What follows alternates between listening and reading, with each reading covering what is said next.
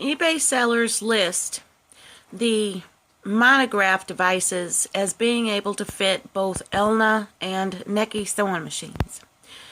However, that's not the case, as you will see.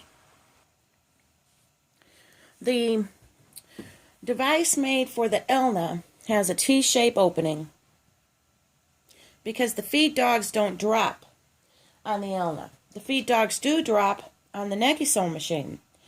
So for it, we only have this little opening here for the feed dogs.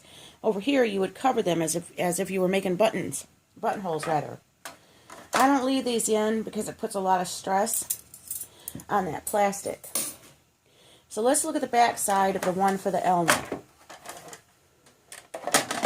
It has these 3 little raised areas which allow it to wrap around and hold snug against the free arm of the Elna sewing machine.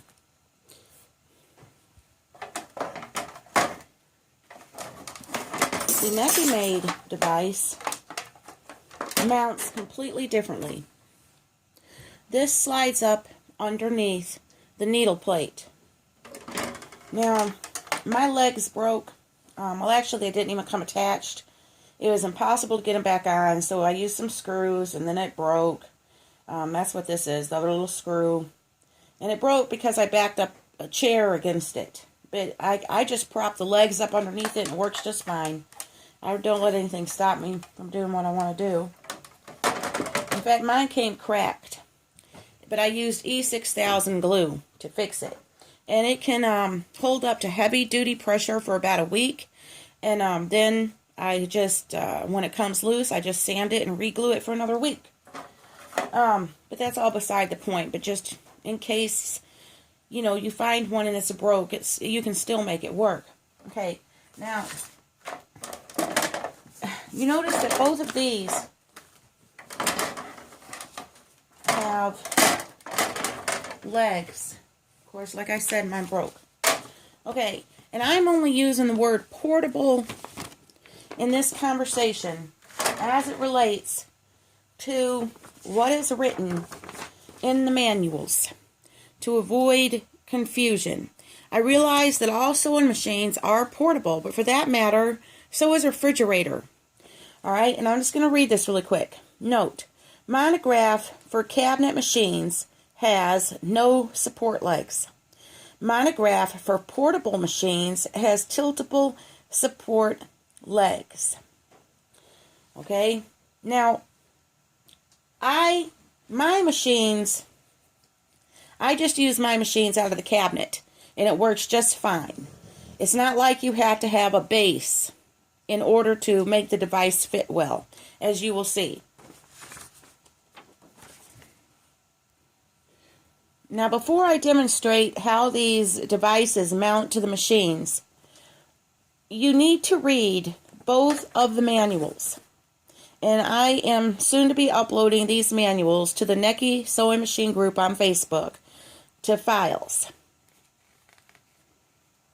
The manual for the Elna made device includes not only how to mount it, which is very simple, but also how to practice and different creative ideas for you to pursue your embroidery dreams. The device, the pamphlet for the Elna device doesn't have that information. It only shows you how to mount it and remove it.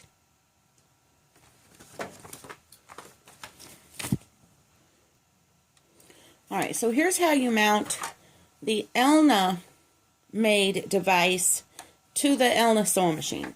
And this is just a beat up thing that we picked up at Christmas at a flea market out of town for 20 bucks. I haven't serviced this yet, so I'm not going to be doing any other demos on this machine. It just slides in there like that.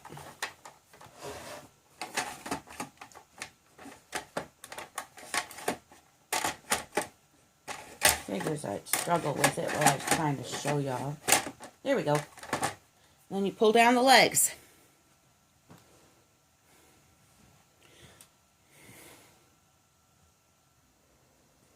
Okay, to mount the Necchi made device to the Necchi actually took me a little while to get used to. But now that I've done it so much and I actually force myself to take it out, put it in, take it out, put it in over and over, I can do it quite easily for now. And I had to do that in order to make this video, or I was going to be sitting there struggling to get it in. However, my first video about this, and this is why I wanted to redo it, you know, I always got to work out the kinks. It actually makes it easier to put in if you take this all the way out. Okay, but then it doesn't lock in. So I just had to get used to it. Now, like I said, this mounts underneath here. And the way you do it is you start tilted up on this side and lower on this one. Then you just sort of, watch me probably struggle with it this time. Alright.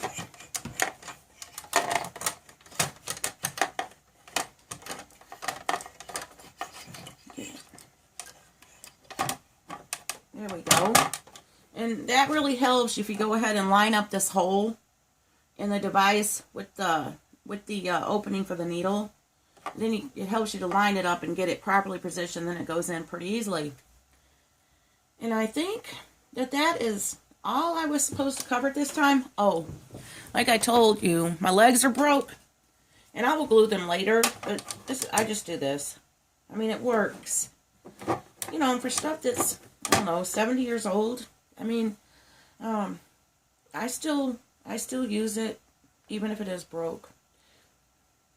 I just make things work. So, the next video is going to be about how to actually do the monogram work. So, thanks for watching. If you have any questions, feel free to ask. Adding on a bit to the video to show you how to remove it. That's what this hole is for. It allows you to get a grip on it. And you remove it basically the same way you got it in, like that. And I'll go ahead and put it in one more time. Going ahead and lining this up, then doing a little tilt. Oops, pull that out. Pull this out.